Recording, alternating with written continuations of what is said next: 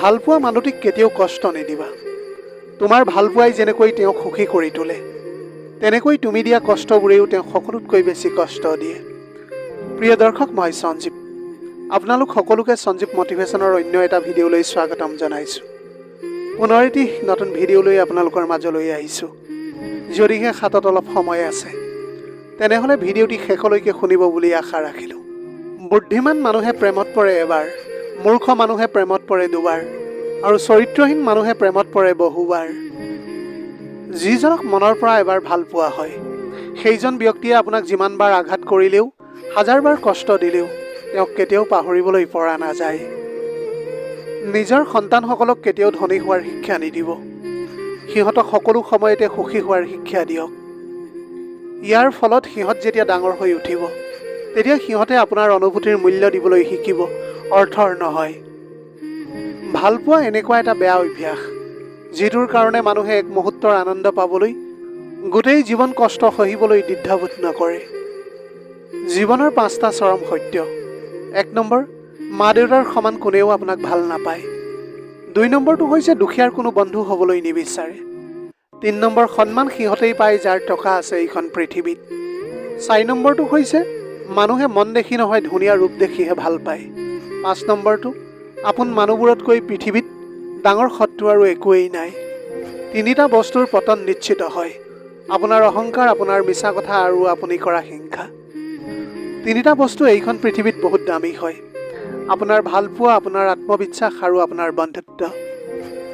যিজনৰ কাষত সম্পৰ্কৰ মূল্য বেছি, সেইজন ব্যক্তিয়ে দুখ নকৰিলেও সদায় আগতে চৰি বুলি কয়।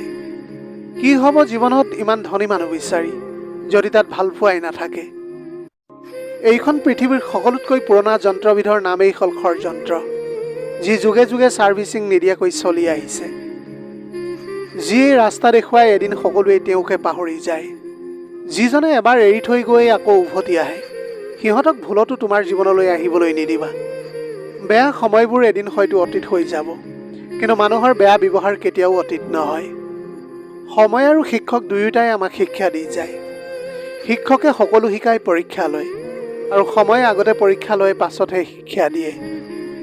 কিছুমান কষ্ট ইমান বিশাল যে যি সহ্য কৰিব পৰা নাযায়। কিছুমান আঘাত ইমান অসীম যি বুকুত ৰাখিব পৰা নাযায়।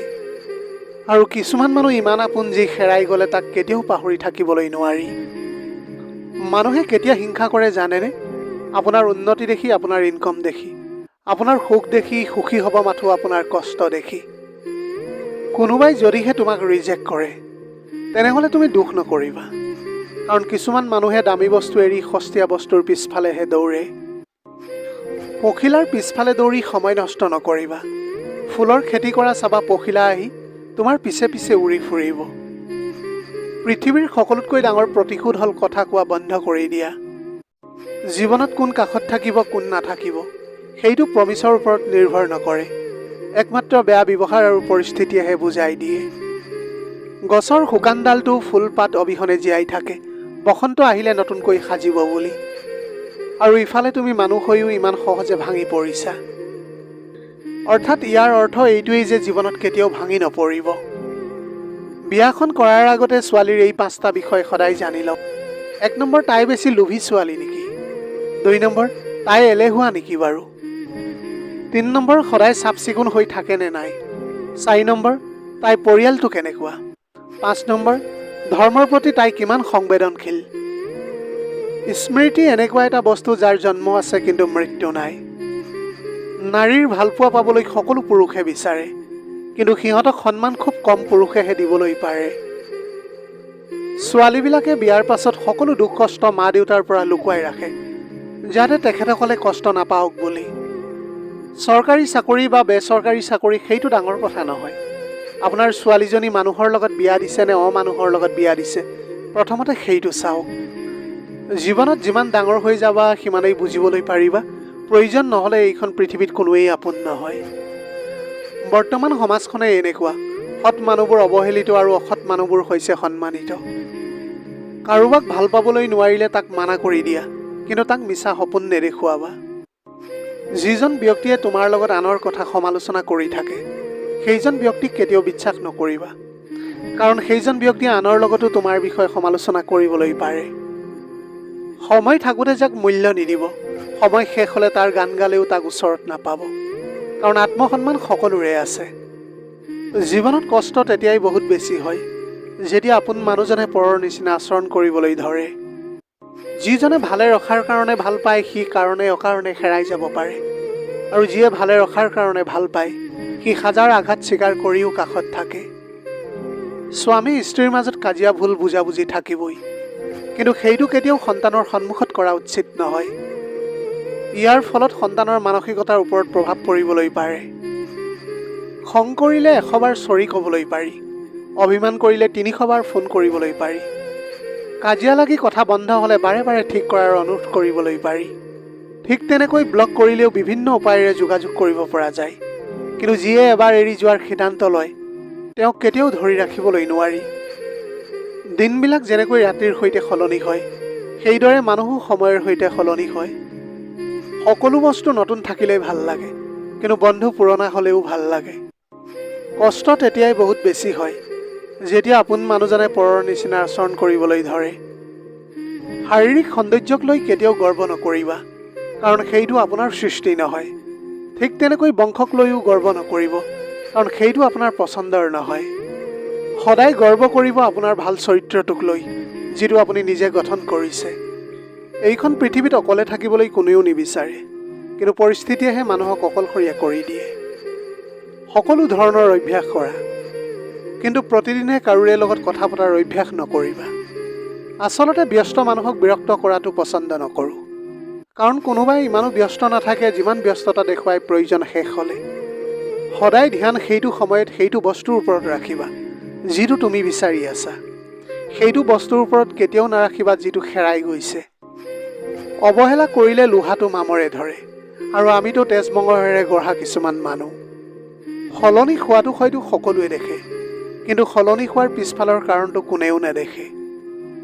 স্বামীজনে যদিহে স্ত্ৰীগৰাকীক গুৰুত্ব নিদিয়ে, তেতিয়া স্ত্ৰীগৰাকীৰ উচিত কি কাৰণত স্বামীয়ে গুৰুত্ব নিদিয়ে তাৰ কাৰণ বিচাৰি উলিওৱা, আৰু সেই অনুযায়ী তাৰ ব্যৱস্থা গ্ৰহণ কৰা। মনত ৰাখিব, সংসাৰখন ভাঙি গ'লে সহজে জোৰা নালাগে। যেতিয়া তোমাৰ সৌন্দৰ্য আৰু টকা থাকিব, তেতিয়া তোমাৰ পিছফালে দীঘলকৈ লাইন লাগি থাকিব। যেতিয়া এইবোৰ সকলো হেৰাই যাব, তেতিয়া চাবা সেই দীৰ্ঘ লাইনত তুমি অকলশৰীয়া হৈ পৰিবা। আপোনাৰ ভাল সময়ত গোটেই পৃথিৱীখনে আহি থিয় হয়, আৰু বেয়া সময়ত নিজৰ ছাঁটোও কাষত নাথাকে। যিটো চিৰসত্য বাস্তৱ। কাৰোবাৰ লগত বেছি কথা পতা অভ্যাস কৰি নল'বা। যেতিয়া তেওঁ কথা কোৱা বন্ধ কৰি দিব, তেতিয়া তুমি উশাহ লওঁতেও কষ্ট পাবা। যাক মূল্য দিবলৈ গৈ প্ৰতিদিনে নিজৰ মূল্যকণ তুমি হেৰুৱাই পেলাইছা, তেওঁ তোমাৰ জীৱনৰ এটা অভিশাপৰ বাহিৰে আৰু একোৱেই নহয়। সঁচা ভালপোৱা কাক কয় জানা? যিজনে বিনা স্বাৰ্থত তোমাক ভাল পাব, কোনো কাৰণ নোহোৱাকৈ তোমাক মিছ কৰিব, তোমাৰ অসুস্থতাত তোমাৰ কাষত থাকিব, অলপ দূৰলৈ গ'লে অস্থিৰ হৈ পৰিব, সকলো সময়তে তোমাক পাগলৰ দৰে বিচাৰিব, তোমাৰ বেয়া সময়ত তোমাক বুজি পাব। সঁচা ভালপোৱাত কোনো কাৰণ নালাগে। এইখন পৃথিৱীত সেইজন ব্যক্তিয়ে বেছিকৈ ঠগ খায় যিজনে নিঃসন্দেহে মানুহক বিশ্বাস কৰি যায়। প্ৰথম পৰিচয় হোৱাৰ সময়ত মানুহবিলাক যেনেকুৱা থাকে, পুৰণা হৈ গ'লে কিন্তু তেনেকুৱা হৈ নাথাকে। ভালপোৱাত কোনোবাই জীৱন পৰ্যন্ত দি দিয়ে, আকৌ কোনোবাই আকৌ সময় পৰ্যন্ত দিবলৈ নোৱাৰে। সঁচাকৈয়ে ভাগ্য কি অদ্ভুত। যাক পোৱা সম্ভৱ নহয় মনে তাকেই ভাল পাই পেলায়। আচলতে প্ৰিয় মানুহটি গুচি গ'লে তেওঁ কেতিয়াও খালী হাতেৰে নাযায়, লগত থকা সেই সুখকণো লৈ গুচি যায়। কেতিয়াও সেই মানুহটিক কষ্ট নিদিবা, যাক কষ্ট দিলে দুগুণ কষ্ট নিজৰে হয়। এটা সম্পৰ্কত যেতিয়া ভালপোৱাতকৈ বিৰক্ত বেছি প্ৰকাশ পায়, তেতিয়া বুজি ল'বা তাত ভালপোৱা আৰু নাই। ভালপোৱা আৰু মৃত্যু দুয়োটাই নিমন্ত্ৰণবিহীন অতিথি, এটাই লৈ যায় মন আৰু এটাই কাঢ়ি লৈ যায় জীৱন। যিজনক পোৱা নাই তেওঁক লৈ আফচোচ নকৰিবা। ইমান ভাল পোৱাৰ পাছতো যি তোমাৰ নহ'ল, তেওঁক লৈ ভৱিষ্যতে সুখী হ'ব পাৰিবনে নাই তাৰ কোনো গেৰেণ্টি নাথাকে। ভাল পাই কাৰোবাক বুকুত ঠাই দিয়া বহুত সহজ, কিন্তু সেই বুকুৰ পৰা তাক মচি পেলোৱাটো বহুত কঠিন হৈ পৰে। হাজাৰ অপমানৰ পাছতো যদি কোনোবাই আপোনাক কয় মই তোমাক ভাল পাওঁ, বিশ্বাস কৰক তেওঁ কিন্তু আপোনাক সঁচাকৈ ভাল পায়। সম্পৰ্কবিলাক কেতিয়াবা এনেকুৱাকৈ সলনি হৈ যায়, যাৰ লগত এটা সময়ত জীৱনৰ সকলো কথাৰ শ্বেয়াৰ কৰা হৈছিল, আজি তাক লগ পালে কেনে আছা বুলি সুধিবলৈও সাহস নাপাওঁ। যিজনক মনৰ পৰা আপোন বুলি ভবা হয়, তেওঁৰ অৱহেলা সহ্য কৰাটো সঁচাকৈ বহুত কষ্টকৰ হৈ পৰে।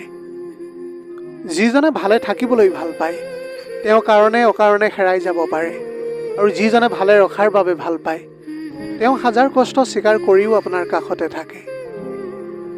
জোৰ কৰি সম্পৰ্কটো ধৰি ৰখাৰ কোনো প্ৰয়োজন নাই। যিয়ে থাকিব বিচাৰে তেওঁ থাকিবই, আৰু যিয়ে যাবলৈ বিচাৰে তাক যাবলৈ দিব লাগে। কাৰণ এনেকুৱা এটা মিছা সম্পৰ্কত থাকিলে আপোনাৰে ক্ষতি হ'ব। মূল্যৱান কিবা এটা বস্তু হেৰালেও ইমান কষ্ট নহয় যিমান কষ্ট হয় প্ৰিয় মানুহটি সলনি হৈ গ'লে। এটা সম্পৰ্ক মাথো তৈয়াৰ কৰিলেই নহয়, তাৰ মৰ্যাদাখিনিও দিবলৈ শিকিব লাগে। আঘাতবিলাক যেতিয়া চকু পানী হৈ ওলাই আহে, তেতিয়া নিজৰ হাত দুখনৰ বাহিৰে কোনো আপোন নাথাকে চকু পানী মচি দিয়াৰ কাৰণে। কিছুমান মানুহ বহুত স্বাৰ্থপৰ, নিজে ভালে থকাৰ বাবে আনক কষ্ট দিবলৈ দ্বিতীয়বাৰৰ বাবে নাভাবে। প্ৰিয় দৰ্শক, যদিহে ভিডিঅ'টো ভাল লাগিল তেনেহ'লে লগৰ বন্ধু বান্ধৱীসকলৰ মাজত শ্বেয়াৰ কৰিবলৈ নাপাহৰিব। আপোনালোকৰ গোটেই জীৱনটো হাঁহিৰে উপচি পৰক। পাৰিলে দুখীয়াজনক অলপ সহায় কৰিবলৈ চেষ্টা কৰিব। আপোনাৰ অকণমান সঁহাৰিয়ে যদি কোনোবা এজন দুখীয়াৰ জীৱনটো সলনি কৰিবলৈ পাৰে, তাতকৈ পুণ্যৰ কাম আৰু এইখন পৃথিৱীত একোৱেই হ'ব নোৱাৰে। Have a nice day.